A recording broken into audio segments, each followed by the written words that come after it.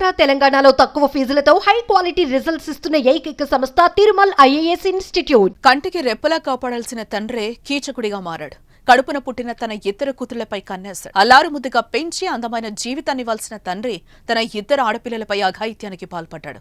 తండ్రి ఆగడాలను భరించలేక అమ్మమ్మ, మేనమామకు బాధను చెప్పుకున్నారు ఆ చిన్నారులు.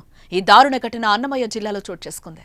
అతని మానసిక స్థితి బాగానే ఉంటుందా? చుట్టుపక్కల కాలనీ వాళ్ళతో నార్మల్గానే ఉంటాడా, లేదంటే ఈ విధంగా పశువులానే ప్రవర్తిస్తూ ఉంటాడా? అంటే అతను మద్యానికి ఎక్కువ అలవాటు పడడం, డ్రింకింగ్ అలవాటు ఎక్కువ ఉండడం, ఇలాగా ఉండి సాయంత్రం అయితే కూలి పనికి వేసి వచ్చిన తర్వాత అంటే తను సంపాదించిన డబ్బులు ఏది ఇంట్లో ఇవ్వకుండా పోవడం, తన దగ్గర ఆమె దగ్గర ఉన్న అమౌంట్ కూడా అతనే తీసుకొని అది కూడా అతనే ఖర్చు పెట్టుకోవడం అనేది, ఇలా చేయడం అనేది ఎవరైనా గ్రామస్తులతో కూడా అతని బిహేవియర్ కూడా పెద్దగా మంచిగా ఏం లేదు.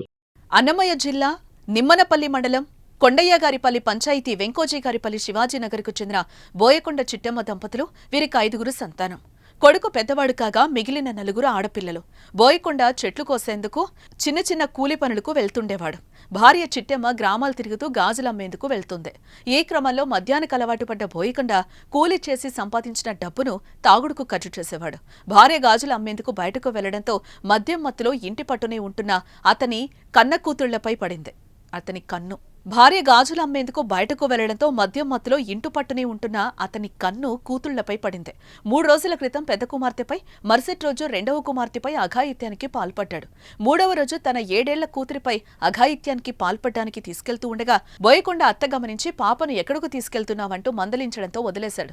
2 రోజులుగా పిల్లలు నొప్పి ఉందంటూ ఏడుస్తూ బాధను వారి అమ్మమ్మకు, మేనమామకు చెప్పుకొచ్చారు. వారు ఏం జరిగిందని ఆరా తీస్తే అసలు విషయం బయటపడింది. దీంతో కసాయి తండ్రిపై పోలీస్ స్టేషన్లో ఫిర్యాదు చేశారు.